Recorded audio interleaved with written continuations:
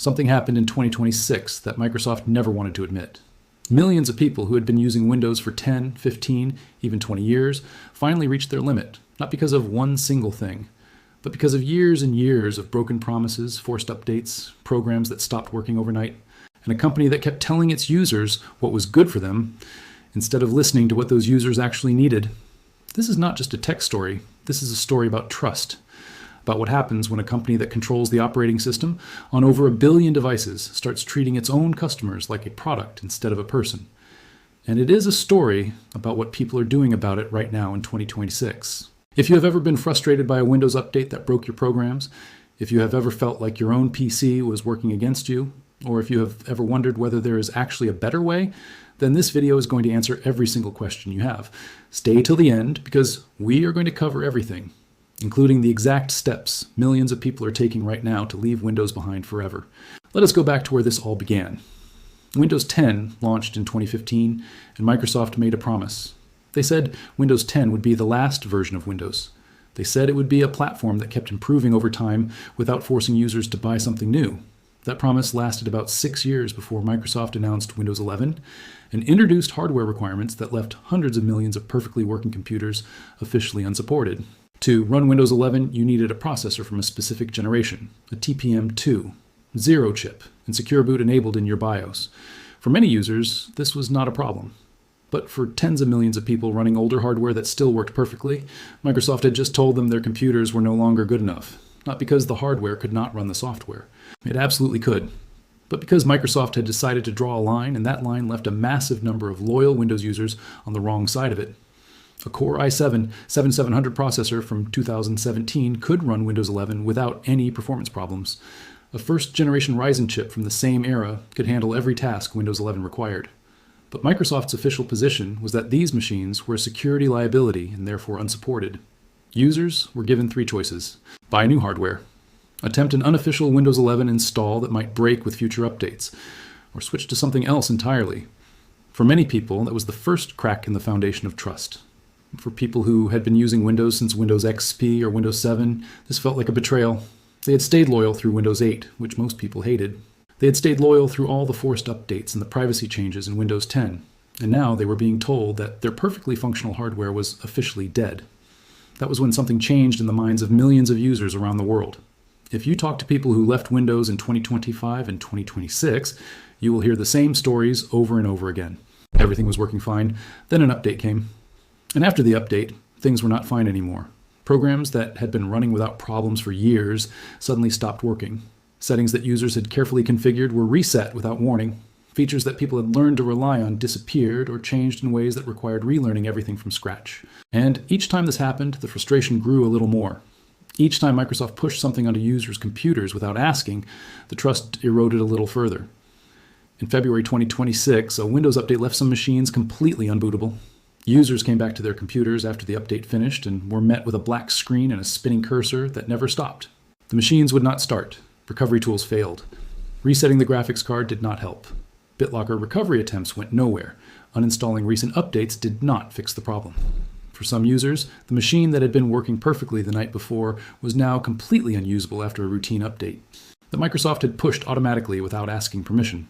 The machine supposedly went from a normal update and shutdown to a black screen that no amount of troubleshooting could fix. Resetting the graphics card, attempting BitLocker recovery, uninstalling recent updates, and using recovery media all failed to restore the machine. For users who depended on their computers for work, for communication, for everything in their daily life, this was not just an inconvenience. It was a disaster. This was not the first time something like this had happened. Windows has a long history of updates that cause unintended damage, but by early 2026, people had run out of patience. Because every time Microsoft pushed an update and something broke, the response from Microsoft was always the same: a technical explanation, a patch that came weeks later, and an assumption that users would just wait and deal with it. The pattern of generating problems and then slowly fixing them while users suffered had repeated enough times that many people simply decided they were done waiting for Microsoft to get it right. In June 2026, Microsoft reached another deadline that brought the trust issue back into public conversation. The Secure Boot certificates that had been in place since 2011 began expiring. Microsoft Corporation KEKCA 2011 expired on June 24, 2026. Other certificates followed. Microsoft had been aware of this for years and began rolling out replacement certificates starting in April 2026, but the new secure boot certificate updates were automatically delivered to Windows 11 devices and to Windows 10 devices enrolled in Microsoft's paid extended security update program. If you were running Windows 10 without paying for that extended support program, you did not get the new certificates automatically. Microsoft's official position was that computers without the updated certificates would continue to work normally and that Windows would still boot and standard updates would still install. But over time, those machines would stop receiving new protections for the early boot process. They would miss updates to Windows Boot Manager, secure boot databases, and mitigations for newly discovered boot level vulnerabilities. For Windows 10 users who had already decided they were not upgrading to Windows 11, this felt like another form of pressure. Another way of saying that if you did not do things Microsoft's way, you would eventually be left behind. And for users who had older hardware that could not run Windows 11 at all, it felt like Microsoft was tightening the wall around them one more time. The frustration was simple and human. These users were not asking for anything unreasonable. They wanted to use their computers. They wanted their programs to work. They wanted their data to be safe. And they did not want to be forced into buying new hardware or paying for extended support programs just to maintain the level of security they had always had as a basic part of owning a Windows computer. There is a cost to Windows that never shows up on any price tag. It is the cost of time. The hours spent troubleshooting updates that broke something. The hours spent trying to figure out why a program that worked yesterday does not work today. The hours spent reading through forums and Microsoft support pages, looking for solutions to problems that Microsoft's own updates created. Over 20 years of using Windows, a person who has dealt with these issues regularly has spent hundreds of hours managing problems they did not create. Not using their computers to do things they wanted to do, managing the operating system itself, keeping it running, keeping it safe, keeping their programs compatible with whatever Microsoft decided to change next. This invisible time cost is something that people rarely think about explicitly but feel constantly. Every Windows problem that requires troubleshooting is an hour you're not spending on the work you actually wanted to do, the creative project you wanted to finish, or the game you wanted to play. Multiply those hours across years and the total is staggering. By 2026, many people had finally done the math on this invisible cost and decided they were no longer willing to pay it because something had changed. The alternatives had gotten genuinely good, and the calculation that used to make Windows the obvious choice was no longer as simple as it once had been. For years, the standard response to anyone frustrated with Windows was to suggest Linux, and for years, that suggestion came with a long list of caveats. You will need to use the terminal for everything. Your hardware probably will not work properly. Your software almost certainly will not run. You will need to be comfortable with deep technical complexity before you can accomplish basic tasks. Gaming is basically impossible on Linux. It is a system for enthusiasts and developers, not for regular people who just want to use their computer. Most of those caveats are no longer accurate in 2026. The Linux desktop has matured to the point where many common tasks no longer require any specialized knowledge at all. The tools most people use every day are either cross-platform and available on Linux, or have Linux equivalents that are fully capable of replacing what they used on Windows without any meaningful sacrifice in functionality. Office documents can be handled by LibreOffice, which reads and writes Microsoft Office formats without any conversion problems for most everyday documents. Web browsing works identically on Linux because Chrome and Firefox are both available and behave exactly the same way. Email clients, video players, image editors, music software, and communication tools all have mature Linux versions or web-based alternatives that work without any platform-specific setup. Video editing, photo editing, audio production, programming, design work, and almost every other professional creative discipline has capable Linux tools available in 2026 that were not available or not mature enough 5 years ago. Gaming on Linux has changed more dramatically than almost any other area. Steam's Proton compatibility layer allows thousands of Windows games to run on Linux without any modification from the user. The Steam Deck, which runs on a Linux-based operating system, has demonstrated to millions of people that modern gaming is genuinely possible on Linux at a level that would have been unimaginable 5 years ago. The Steam Deck runs AAA games, indie games, and everything in between without users needing to think about the Linux layer underneath at all. Tools like RetroArch for classic gaming and Heroic for games from Epic and GOG have further expanded what is possible on Linux for gamers who want to move away from Windows without giving up their game libraries. Hardware compatibility, which was once the biggest barrier to Linux adoption, has improved significantly across the board. Most modern hardware works with Linux out of the box without requiring any manual driver installation or configuration. Drivers that once required significant technical effort to set up are now included by default in major distributions and activate automatically when the hardware is detected. Printers, webcams, external drives, Bluetooth devices, and common peripherals work without any configuration in most cases. The experience of plugging something in and having it work immediately, which Windows users take for granted, is now the normal experience on Linux as well for the vast majority of hardware people actually use. And then there is performance. This is the one that surprises people the most when they first try Linux after years on Windows. A machine that felt sluggish and slow on Windows 10 often runs noticeably faster on Linux. Boot times are shorter. Application launch times are faster. The system uses less memory at idle, leaving more resources available for the things you actually want to run. For users with older hardware that Microsoft has declared officially unsupported for Windows 11, Linux often makes that hardware feel genuinely new again. A 5-year-old laptop that struggles with Windows 11 can run Ubuntu 24.04 LTS smoothly and quickly with resources to spare. DistroWatch data from 2026 shows a steady increase in lightweight Linux distributions being downloaded, specifically to revive older laptops that Windows 11 has declared obsolete. When someone coming from Windows first looks at Linux, one of the first questions they ask is which Linux they should use. Windows is one product. Linux is a collection of different distributions, each built for different needs and different types of users. But for someone making the switch from Windows for the first time, the choice is actually much simpler than it first appears. Linux Mint is widely considered the best choice for Windows users making their first transition. The interface looks immediately familiar. There is a taskbar at the bottom of the screen, a start menu style application launcher, a system tray in the corner, and a desktop where you can put files and shortcuts exactly like you have always done on Windows. If you have been using Windows for years, Linux Mint will feel recognizable within the first few minutes of using it. It is stable, well supported, regularly updated, and designed specifically to be approachable for people who have never used Linux before. Zorn OS is another distribution designed specifically with Windows users in mind. It offers a layout that closely mirrors the Windows 11 or Windows 10 experience depending on your preference, and includes tools to help users run their existing Windows software through compatibility layers.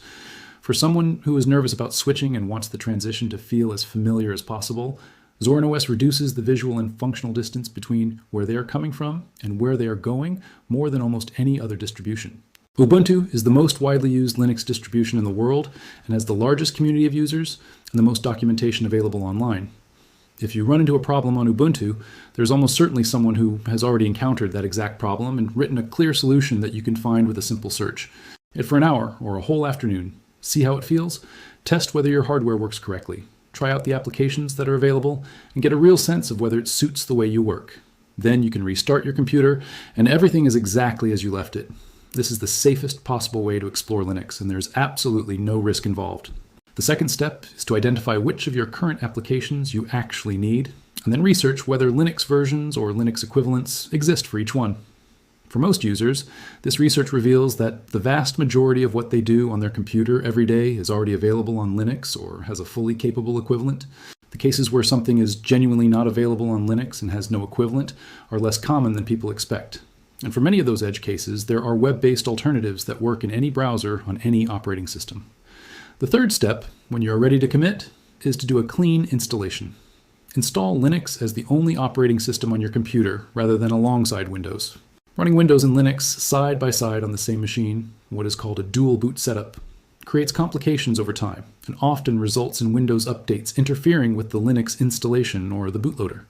A clean installation gives you a fresh start and the full performance benefits of running one operating system without the overhead of managing two. For users with older hardware specifically, MX Linux and Linux Mint Debian Edition are both lightweight distributions that can breathe new life into machines that would struggle under more demanding operating systems. These distributions are designed to run well even on hardware that is 10 years old or more, and they do so without sacrificing the features and polish that make a desktop operating system pleasant to use every day. Beyond the updates and the hardware requirements, there's another reason people are moving away from Windows in 2026, and it is about privacy. Windows 11 by default collects a significant amount of data about how you use your computer. It tracks which applications you use, how long you use them, your typing patterns, your location, your browsing activity through Microsoft Edge, and more.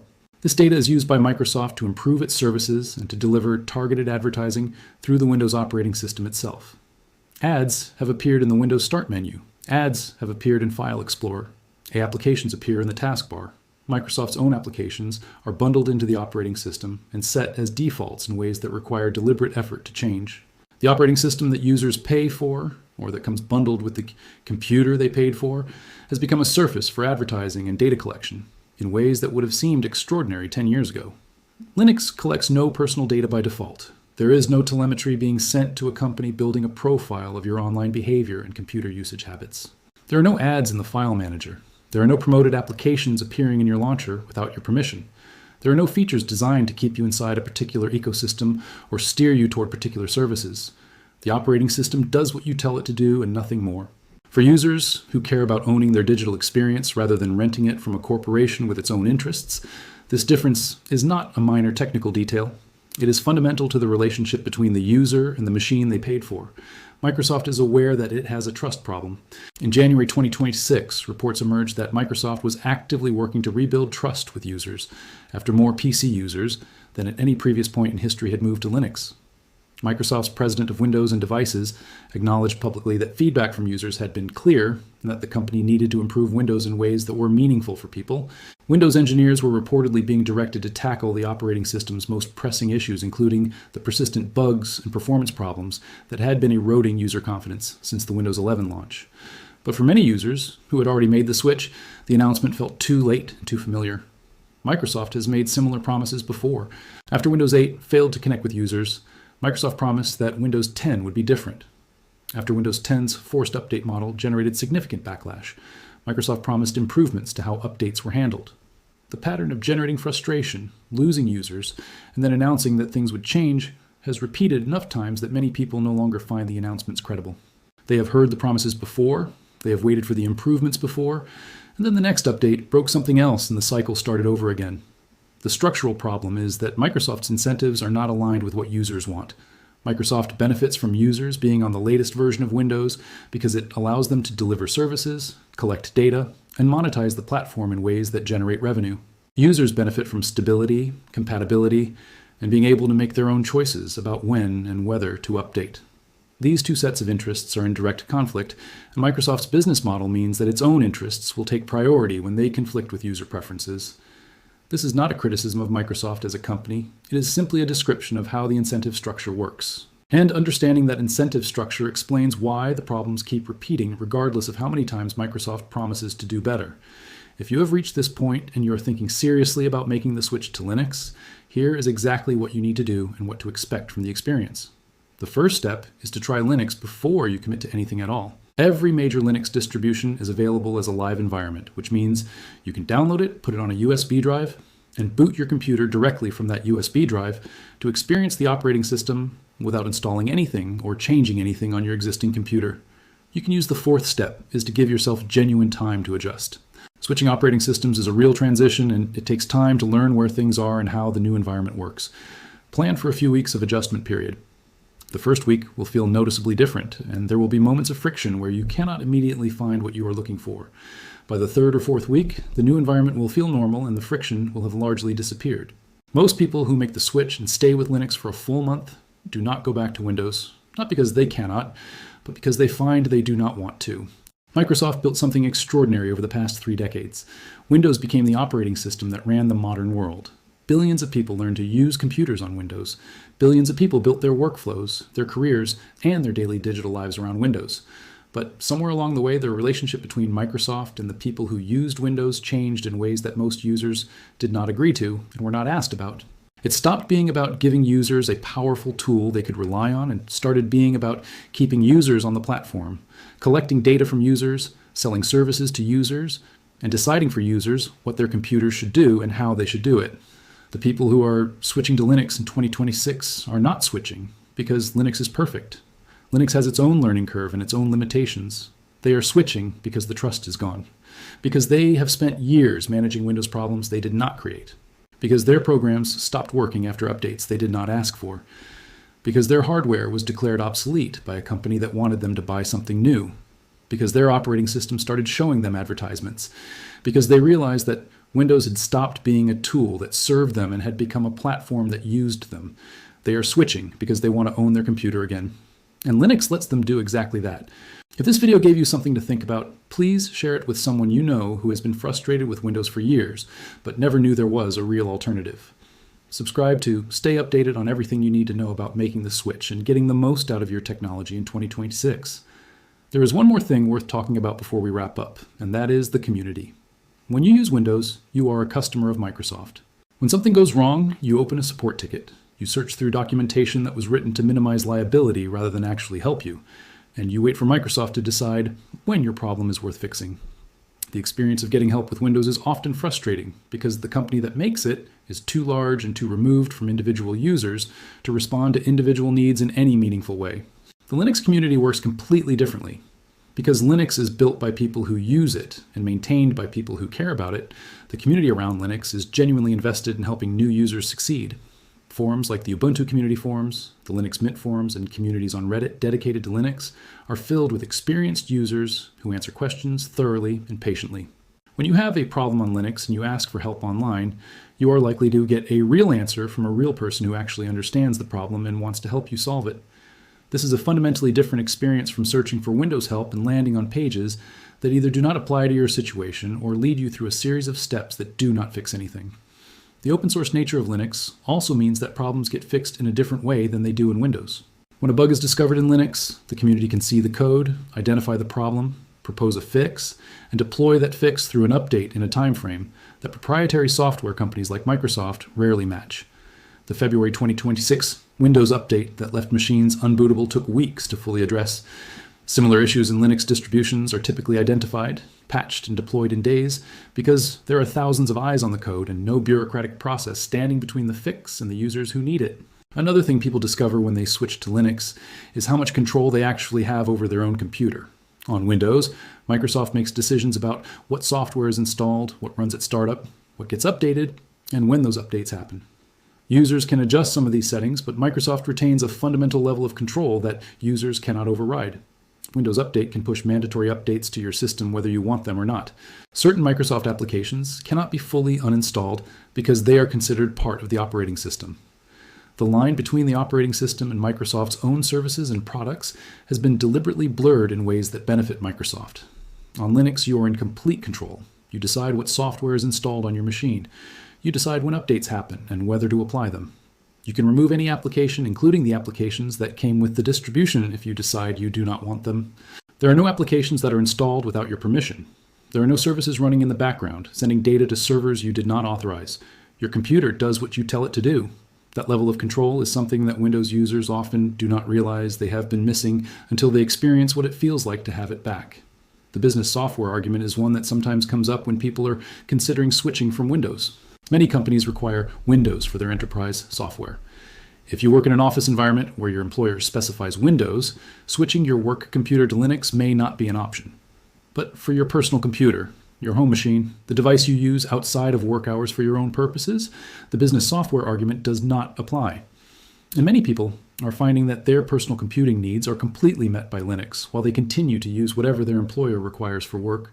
The cost argument is also worth addressing. Windows is not free. A new Windows license costs money. Upgrading to new hardware to meet Windows 11 requirements costs money. Microsoft 365 subscriptions cost money every year. Office software, antivirus software, and other tools that Windows users typically pay for add up to a significant ongoing expense. Linux is free.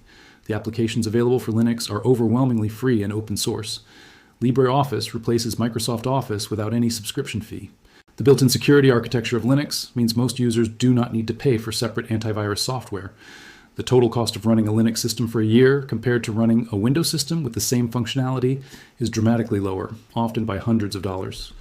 When you add together the time cost of managing Windows problems, the financial cost of Windows licenses and software subscriptions, the privacy cost of having your behavior tracked and your operating system used as an advertising platform, and the frustration cost of updates that break things without warning or permission, the case for switching becomes very clear for a large and growing number of users.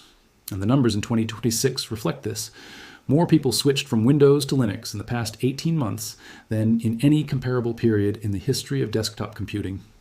Linux market share on the desktop has been growing steadily as Windows has been eroding trust steadily. These two trends are directly connected, and Microsoft's own internal acknowledgement that it needs to rebuild trust confirms what the numbers already show. The question is no longer whether Linux is good enough to replace Windows for most users. In 2026, the answer to that question is clearly yes for a large portion of the people who use personal computers. The question now is whether the reasons you personally have stayed with Windows are reasons that still hold up when you examine them honestly. Whether the programs you use are actually unavailable on Linux, or whether you simply assumed they were. Whether the familiarity of Windows is worth the accumulated frustration of everything that comes with it. Whether you want to spend more years managing an operating system that treats you as a source of data and advertising revenue rather than as a person who deserves a reliable tool. The switch is easier than you think. The learning curve is shorter than you expect. And on the other side of that curve is an operating system that works for you instead of against you.